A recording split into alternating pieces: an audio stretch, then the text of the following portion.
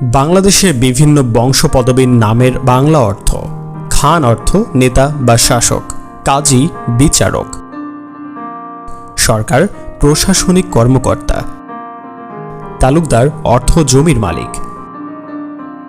শিকদার জমিদারের সহকারী, মির্জা অভিজাত ব্যক্তি, মুন্সি অর্থ লেখক, মণ্ডল অর্থ গ্রাম প্রধান, মোল্লা ধর্মীয় শিক্ষক,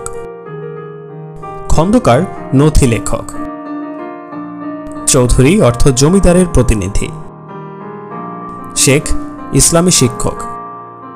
মজুমদার অর্থ হিসাবরক্ষক, হাওলাদার জমির তত্ত্বাবধায়ক,